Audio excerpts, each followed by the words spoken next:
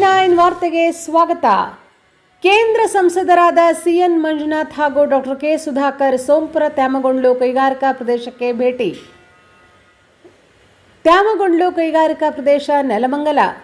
ಕೇಂದ್ರ ಸರ್ಕಾರದ ಸಂಸದರಾದ ಡಾಕ್ಟರ್ ಸಿಎನ್ ಮಂಜುನಾಥ್ ಹಾಗೂ ಡಾಕ್ಟರ್ ಕೆ ಸುಧಾಕರ್ ಬುಧವಾರ ಬೆಂಗಳೂರು ಗ್ರಾಮಾಂತರ ಜಿಲ್ಲೆಯ ನೆಲಮಂಗಲ ತಾಲೂಕಿನ ಸೋಂಪುರ ತ್ಯಾಮಗೊಂಡ್ಲು ಕೈಗಾರಿಕಾ ಪ್ರದೇಶದ online instruments India private limited ಉದ್ಘಾಟನೆಯಲ್ಲಿ ಭಾಗಿಯಾಗಿದ್ದರು. ಈ ಕುರಿತು ಒಂದು ವರದಿ ಇಲ್ಲಿದೆ.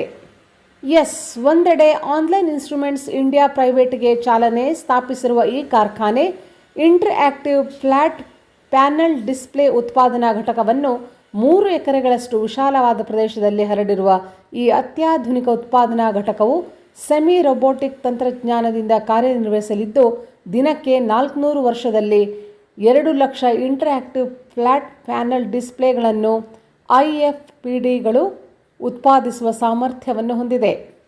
ಈ ಅತ್ಯಾಧುನಿಕ ಡಿಸ್ಪ್ಲೇಗಳು ಅತ್ಯುತ್ತಮ ಗುಣಮಟ್ಟದ ಚಿತ್ರಗಳನ್ನು ತೋರಿಸಲಿದ್ದು, ಉತ್ತಮ ಸ್ಪರ್ಶ ಸಂವೇದನೆ ಹೊಂದಿದೆ ಮತ್ತು ದೀರ್ಘ ಬಾಳಿಕೆ ಬರುವ ಗುಣ ಹೊಂದಿವೆ.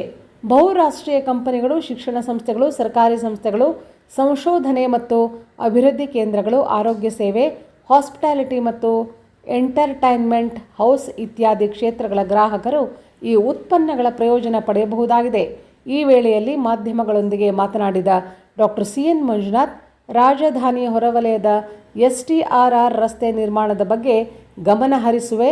ಈಗಾಗಲೇ ಭೂಮಿ ಸ್ವಾಧೀನವಾಗಿದೆ. ರೈತರಿಗೆ ಹಣ ಬಿಡುಗಡೆಯಾಗಬೇಕು. ಕೇಂದ್ರ ಭೂ ಸಾರಿಗೆ ಸಚಿವ ನಿತಿನ್ ಗಡ್ಕರಿ ಅವರ ಬಳಿ ಮಾತನಾಡಿ, 45 ದಿನದಲ್ಲಿ ರೈತರಿಗೆ ಹಣ ಬಿಡುಗಡೆ ಮಾಡಿಸುತ್ತೇನೆ. ಕೈಗಾರಿಕಾ ಪ್ರದೇಶಗಳಿಗೆ ESI ಆಸ್ಪತ್ರೆ ನಿರ್ಮಾಣವಾಗಬೇಕು. ಕೈಗಾರಿಕಾ ಪ್ರದೇಶಗಳಿಗೆ ESI ಆಸ್ಪತ್ರೆ ಅವಶ್ಯಕತೆ ಹೆಚ್ಚು. ವರದಿ ವಂದನಾ ಎನ್ವಿ.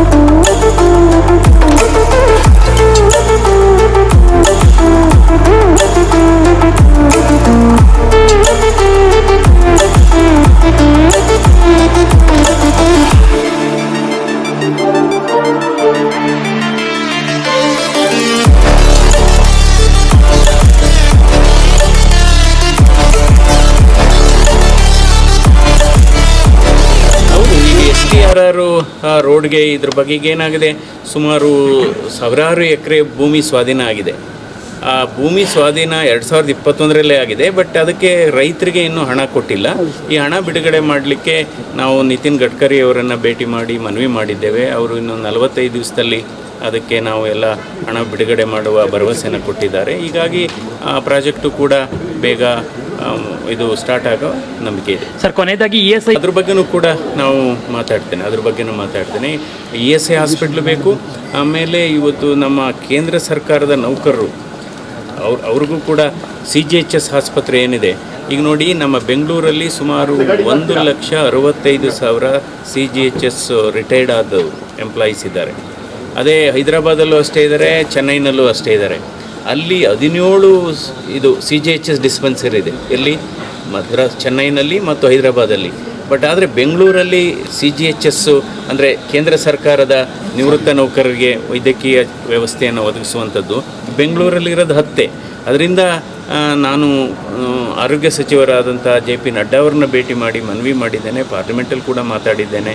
ನಮಗೆ ಅಲ್ಲಿ ಆನೇಕಲ್ಲಲ್ಲಿ ಬೇಕಾಗುತ್ತೆ, ದೆನ್ ಬಿಡದಿನಲ್ಲಿ ಬೇಕಾಗುತ್ತೆ, ಕೆಂಗೇರಿಲಿ ಬೇಕಾಗುತ್ತೆ, ನಂತರ ಆ ಕಡೆ CV ರಾಮನ್ ನಗರ ಬಿಟ್ಟು ಆ ಕಡೆ. ಯಾಕೆಂದರೆ ಬೆಂಗಳೂರು ತುಂಬ ವಿಸ್ತಾರವಾಗಿ ಬೆಳೆದಿದೆ. ಸೊ ಅದರಿಂದ ವೈದ್ಯಕೀಯ ವ್ಯವಸ್ಥೆ ಅಂದರೆ CGHS ಡಿಸ್ಪೆನ್ಸರಿ ಅವಶ್ಯಕತೆ ಕೂಡ ಜಾಸ್ತಿ ಇದೆ. ಅಲ್ಲ, ಇವಾಗ ಕಳೆದ 10 ವರ್ಷದಲ್ಲಿ ಭಾರತ ಎಲ್ಲ ಕ್ಷೇತ್ರದಲ್ಲೂ, ಅದರಲ್ಲೂ ಕೈಗಾರಿಕಾ ಕ್ಷೇತ್ರದಲ್ಲಿ ಅದ್ಭುತವಾದಂಥ ಸಾಧನೆ ಮಾಡಿ ಪ್ರಗತಿಯತ್ತ ಮುಂದುವರಿತಾ ಇದೆ. 2027ನೇ ಇಸವಿಗೆ ಭಾರತ ಪ್ರಪಂಚದಲ್ಲಿ 3ನೇ ಆರ್ಥಿಕ ಶಕ್ತಿಯಾಗಿ ಬೆಳೆಯುವ ಎಲ್ಲ ಸೂಚನೆ ಕೂಡ ಕಾಣ್ತಾ ಇದೆ. ಅಂದರೆ ನಾವು ಇವನು ಜಪಾನು ಮತ್ತು ಜರ್ಮನಿ ಮೇಲೆ ಹೋಗ್ತಾ ಇದ್ದೀವಿ. ಇದು ಪ್ರತಿಯೊಬ್ಬ ಭಾರತೀಯನಿಗೂ ಕೂಡ ಒಂದು ಹೆಮ್ಮೆಯ ವಿಚಾರ. ಇದರಿಂದ ಹಲವಾರು ಲಕ್ಷಾಂತರ ಜನರಿಗೆ ಕೆಲಸ ಕೂಡ ಆಗುತ್ತೆ. ಮೇಕ್ ಇನ್ ಇಂಡಿಯಾ ಇವತ್ತು ಇಲ್ಲಿ ನಮ್ಮ ಆನ್ಲೈನ್ ಇನ್ಸ್ಟ್ರೂಮೆಂಟ್ಸ್ ಪ್ರಾಡಕ್ಟ್ ಏನು ಮಾಡ್ತಾ ಇದ್ದಾರೆ ಇವತ್ತು ನಮ್ಮ ದಾಬಸ್ಪೇಟೆ ಕೈಗಾರಿಕಾ ಪ್ರದೇಶದಲ್ಲಿ, ಇದು ಒಂದು ದೊಡ್ಡ ಪ್ರಾಜೆಕ್ಟು.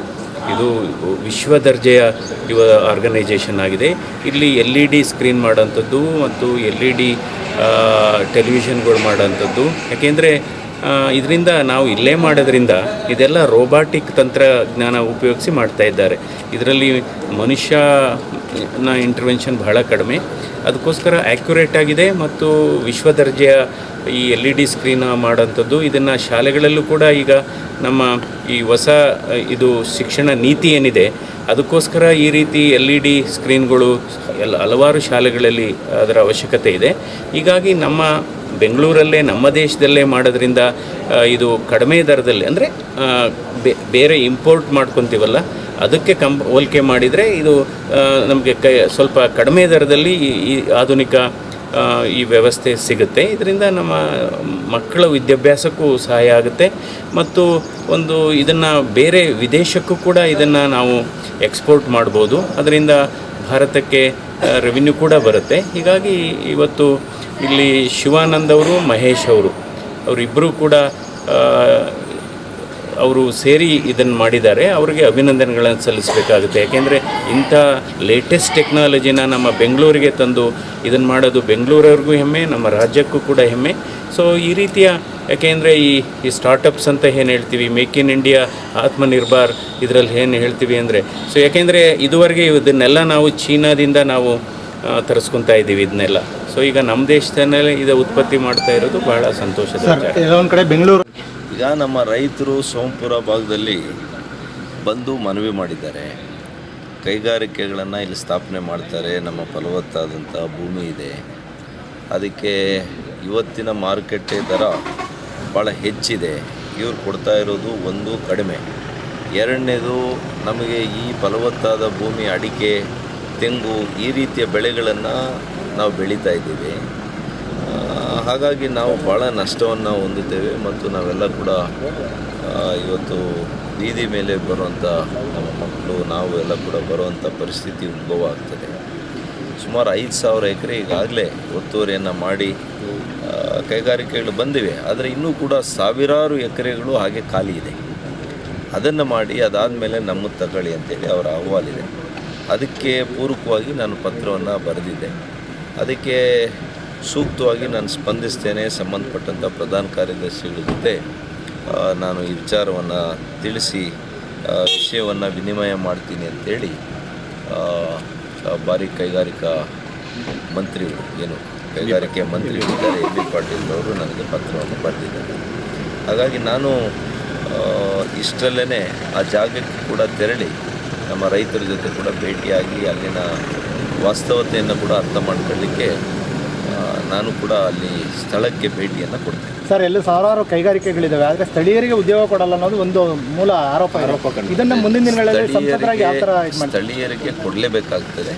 ನಾನು ಮುಂದಿನ ದಿನಗಳಲ್ಲಿ ಬೇಕಿದ್ದರೆ ಕೈಗಾರಿಕೆಗಳ ಮಾಲೀಕರ ಜೊತೆ, ಸಂಬಂಧಪಟ್ಟಂಥ ಮುಖ್ಯಸ್ಥರ ಜೊತೆ ಯಾರಿದ್ದಾರೆ ಈ ಭಾಗದಲ್ಲಿ, ಅವ್ರ ಜೊತೆ ಎಲ್ಲ ಒಂದು ಸುತ್ತಿನ ಮಾತುಕತೆ ಮಾಡಿ ಅವ್ರಿಗೆ ಮನವಿ ಮಾಡುವಂಥದ್ದು ಮತ್ತು ಸ್ಥಳೀಯರ ಒಂದು ಅಭಿಪ್ರಾಯಗಳು, ಸ್ಥಳೀಯರ ಏನು ಇವತ್ತು ಒತ್ತಾಯಗಳಿದೆ, ಆ ಒತ್ತಾಯಗಳ ಬಗ್ಗೆ ಕೂಡ ಅವ್ರಿಗೆ ಮನವರಿಕೆ ಮಾಡ್ಕೊಂಡು ಫಾಕ್ಸ್ಕಾನ್ ಅಂದರೆ ಈಗ ಏನು ಐಫೋನ್ ಮಾಡ್ತಾ ಇದ್ದಾರಲ್ಲ ಇಂಡಿಯಾನಲ್ಲಿ, ಟಾಟಾದವರು ಮತ್ತು ಫಾಕ್ಸ್ಕಾನ್ದವ್ರು ಮಾಡ್ತಾ ಇದ್ದಾರೆ.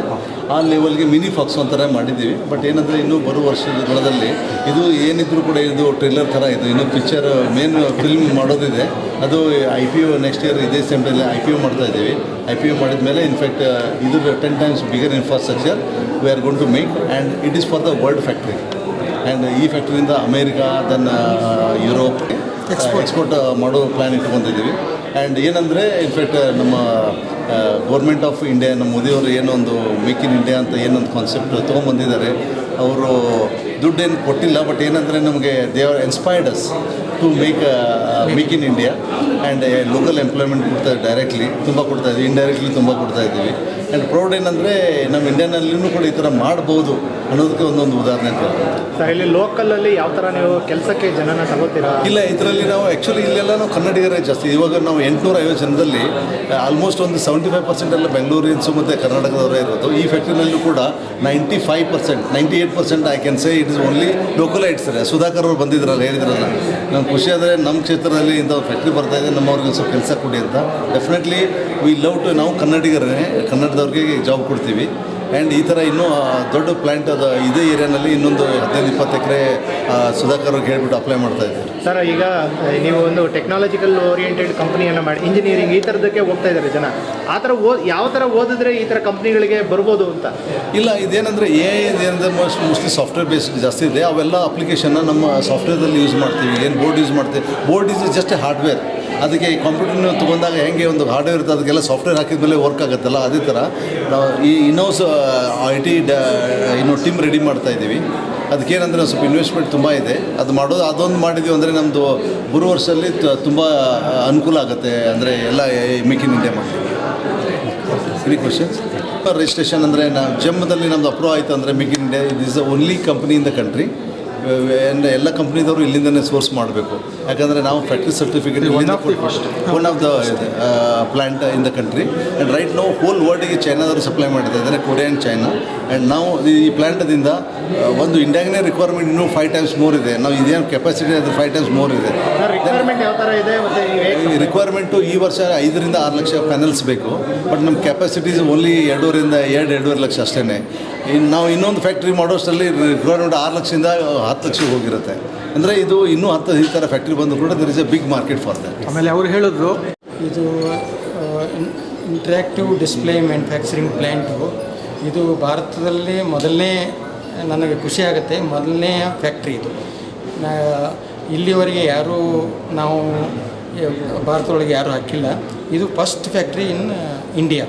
ನಾವು ಮತ್ತು ಇನ್ನೊಬ್ಬರು ನಮ್ಮ ಕೊಲೀಗು ಶಿವಾನಂದ್ ಮಹಾಶೆಟ್ಟಿ ಅಂತೇಳಿ ಇಬ್ಬರು ನಾವು globally we have so many industries ನಾವು ಹೋಗಿ ನೋಡಿಕೊಂಡು ಏನೋ ಒಂದು ಇಂಡಸ್ಟ್ರಿ ನಾವು ಇಂಡಿಯಾಕ್ಕೂ ಹಾಕಬೇಕು ಅನ್ನೋ ಒಂದು ನನ್ನ ಕಲ್ಪನೆ ಒಳಗೆ ಒಂದು 3-4 ವರ್ಷ ಹಿಂದ್ಗಡೆ ಅದನ್ನು ನಾವು ಇಲ್ಲಿ ಆ ಇಂಡಸ್ಟ್ರಿಯನ್ನು ಇಂಟ್ರ್ಯಾಕ್ಟಿವ್ ಡಿಸ್ಪ್ಲೇ ಮ್ಯಾನುಫ್ಯಾಕ್ಚರಿಂಗ್ ಪ್ಲ್ಯಾಂಟು ಇಲ್ಲಿ ದಾಬಸ್ಪೇಟೆ ಒಳಗಡೆ ಸ್ಟಾರ್ಟ್ ಮಾಡಿದ್ದೀವಿ. ಇದು ಟೆಕ್ನಾಲಜಿಕಲ್ ಪ್ರಾಡಕ್ಟ್. ಯಾರೂ ಇಲ್ಲಿವರೆಗೆ ಭಾರತದೊಳಗೆ ಯಾರೂ ಇಲ್ಲ. ಕಷ್ಟಪಟ್ಟಿವಿ 1.5 ವರ್ಷ 2 ವರ್ಷ ನಾವು ಭಾಳ ಕಷ್ಟಪಟ್ಟಿವಿ. ಯಾಕೆಂದರೆ ನಾವು ಇಲ್ಲಿ ಯಾರೂ ನಮಗೆ ಸಪೋರ್ಟ್ ಮಾಡಿ ಟೆಕ್ನಾಲಜಿಕಲ್ ಸಪೋರ್ಟ್ ಮಾಡೋರು ಯಾರಿಲ್ಲ.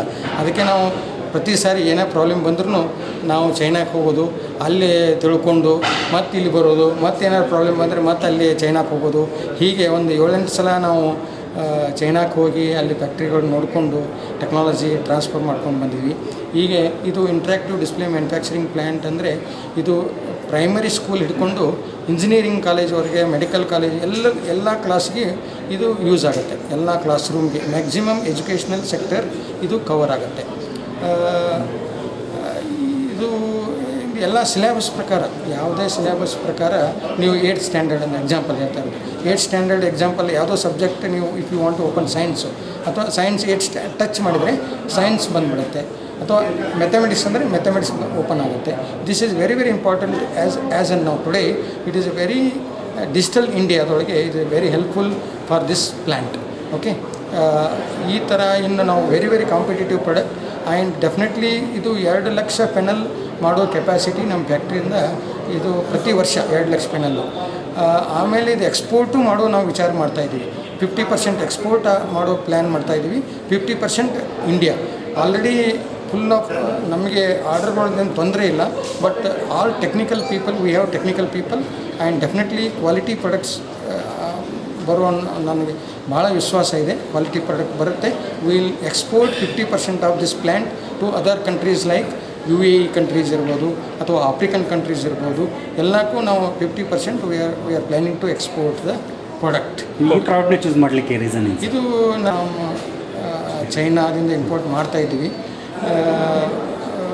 ಇದು ಯಾಕೆ ನಾವೇ ಯಾಕೆ ಮಾಡಬಾರ್ದು ಅಂತ ನಮಗೆ ಒಂದು ಸ್ವಲ್ಪ ಮಾಡಬಾರ್ದು ಅನ್ನೋದು ನಮಗೆ ಒಂದು ಛಲ ಇತ್ತು. ನಾವು ಅದಕ್ಕೆ ಮಾಡೇ ಮಾಡ್ತೀವಿ ಅನ್ನೋದೊಂದು ಛಲದಿಂದ ಈ ಫ್ಯಾಕ್ಟ್ರಿಯನ್ನು ನಾವು ಈ ಪ್ರಾಡಕ್ಟನ್ನು ಸೆಲೆಕ್ಟ್ ಮಾಡಿದ್ದೀವಿ. ಈಗ ನಾವು 5-6 ವರ್ಷದಿಂದ ಈ ಪ್ರಾಡಕ್ಟನ್ನು ನಾವು ಇಂಪೋರ್ಟ್ ಮಾಡ್ತಾಯಿದ್ದೀವಿ, ಇಂಪೋರ್ಟ್ ಮಾಡಿ ಸೇಲ್ ಮಾಡ್ತಾಯಿದ್ದೀವಿ. ಬಟ್ ಮುಂದಿನ ತಿಂಗಳಿಂದ ವಿ ಆರ್ ಮ್ಯಾನುಫ್ಯಾಕ್ಚರಿಂಗ್ 100% ಹಿಯರ್. ಚೈನಾಗಿಂತ ಹೊಸತನ ಏನಿದೆ ಸರ್ ನಿಮ್ಮ ಪ್ರಾಡಕ್ಟಲ್ಲಿ? ಚೈನಾಕ್ಕಿಂತಲೂ ಫ್ಯಾಕ್ಟ್ರಿ ನಾವು ಚೈನಾ ಆಲ್ಮೋಸ್ಟ್ ಹೊಸತನ ಅಂದರೆ ಆಲ್ಮೋಸ್ಟ್ ಆಟೋಮೈಸೇಷನ್ ಪ್ರಾಡಕ್ಟ್ ಇದೆ. ಅದು almost robotic we are use because of the quality product ಬೇಕಾಗುತ್ತೆ.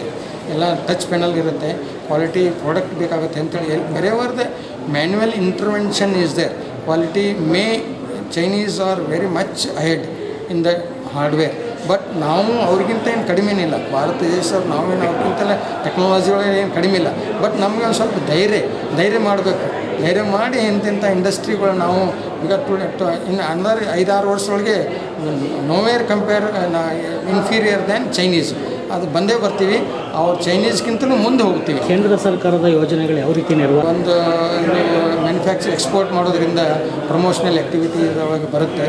ಅವರು ಕೇಂದ್ರ ಸರ್ಕಾರ ಮತ್ತು ರಾಜ್ಯ ಸರ್ಕಾರ ಎರಡೂ ನಮಗೆ ಸಪೋರ್ಟ್ ಮಾಡುತ್ತೆ. ಅದು ಯಾಕಂದರೆ it is a technological product. Definitely both central government as well as state government will support. Sir, indigenous technology ಹೇಳ್ತಾ ಇದ್ದಾರೆ, ಅದೇ ಥರ ಈಗ ಆಂಟ್ರಪ್ರಿನರ್ಸ್ ಎಲ್ಲ ಬರ್ತಿದ್ದಾರೆ, ಅವ್ರಿಗೆಲ್ಲ ಏನೇ ನಾವು ಟ್ರೆಡಿಷ್ನಲ್ ಬಿಸ್ನೆಸ್ ಬಿಟ್ಟು ಟೆಕ್ನಾಲಜಿ ಪ್ರಾಡಕ್ಟ್ ಕಡೆ ಹೋಗಲೇಬೇಕು. ಅಂದ್ರೇ ಇದು ಫ್ಯೂಚರ್ ಇಂಡಿಯಾ, ಡಿಜಿಟಲ್ ಇಂಡಿಯಾ. ಅಂದರೆ ಟ್ರೆಡಿಷ್ನಲ್ ಇಂಡಸ್ಟ್ರಿ ಅದು ಇಲ್ಲಿವರೆಗೆ ಮಾಡ್ಕೊತ ಬಂದಿದ್ದೀವಿ ನಾವು ಹಿಡ್ಕೊಂಡೇ ಹೇಳ್ತೀನಿ. ಟ್ರೆಡಿಷ್ನಲ್ ಇಂಡಸ್ಟ್ರಿ ಇನ್ಮೇಲೆ ಭಾಳ ಕಷ್ಟ ಆಗುತ್ತೆ. ಯಾಕಂದರೆ today is a very competitive product. ಇನ್ಮೇಲೆ technological product, technology rule the product, technology rule the economy, technology rule the world. That is the reason wherever technology is the it will rule the world. ನಿಮ್ಮ company ಸ್ಥಳೀಯರಿಗೆ ಯಾವ ರೀತಿ ಆದ್ಯತೆ ಕೊಡ್ತೀವಿ sir? ಇದು 200 ಈಗ ಈ ಫ್ಯಾಕ್ಟ್ರಿ ಒಳಗೆ 250 ಜನರಿಗೆ ನಾವು ಡೈರೆಕ್ಟ್ ಎಂಪ್ಲಾಯ್ಮೆಂಟ್ ಕೊಡೋ 2 ಶಿಫ್ಟ್ದೊಳಗಡೆ 250 ಜನರಿಗೆ ನಾವು ತೊಗೊಳ್ತಾ ಇದ್ದೀವಿ. ಮುಂದೆ ಇದಕ್ಕೆ ಇಂಡೈರೆಕ್ಟ್ ಎಂಪ್ಲಾಯ್ಮೆಂಟನ್ನು 500 ಜನ ಇಂಡೈರೆಕ್ಟ್ ಎಂಪ್ಲಾಯ್ಮೆಂಟ್ಗಳು ಬೇಕಾಗ್ತವೆ. ಅದಕ್ಕೆ ಎನ್ಸಲರಿ ಯೂನಿಟ್ಗಳು ಬೇಕಾಗ್ತವೆ. ನಾವು ಒಬ್ಬರೇ ಮಾಡಲಿಕ್ಕಾಗಲ್ಲ. Because we require around more than 20-25 ancillary industries also. That is the reason we have selected Dabaspet industries. Raw material present import ಮಾಡೋಣ. ಒಂದು 3-4 months we have to import from the China ಅಥವಾ ಕೊರಿಯಾದಿಂದ. ಯಾಕೆಂದರೆ ಒಮ್ಮಿಂದೊಮ್ಮೆ ನಾವು ಫ್ಯಾಕ್ಟ್ರಿ ಹಾಕಿದ್ದೀವಿ, ಬಟ್ ಪ್ರಾಡಕ್ಟ್ ರಾ ಮಟೀರಿಯಲ್ಗೂ ಬೇಕಾಗತ್ತೆ.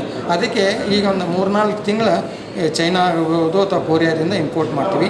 But stage by stage ಒಮ್ಮಿಂದೊಮ್ಮೆ ಭಾಳ ಕಷ್ಟ ಆಗುತ್ತೆ. ಯಾವುದೇ ಪ್ರಾಡಕ್ಟು ಒಮ್ಮಿಂದೊಮ್ಮೆ ಭಾಳ ಕಷ್ಟ ಆಗುತ್ತೆ. ಅದಕ್ಕೆ ಎನ್ಸಿಲರಿ ಯೂನಿಟ್ ಇಲ್ಲೆಲ್ಲ ನಾವು ದಾಬಸ್ಪೇಟ್ ಆಗಿರ್ಬೋದು, ಜಿಗಣಿ ಇಂಡಸ್ಟ್ರಿಯಲ್ ಏರಿಯಾ ಆಗಿರ್ಬೋದು, ಬೆಂಗಳೂರು ಸುತ್ತಮುತ್ತ ಎಲ್ಲ ಇಂಡಸ್ಟ್ರಿಯಲ್ ಏರಿಯಾಗೆ ನಾವು ಕಾಂಟ್ಯಾಕ್ಟ್ ಮಾಡ್ತಾಯಿದ್ದೀವಿ.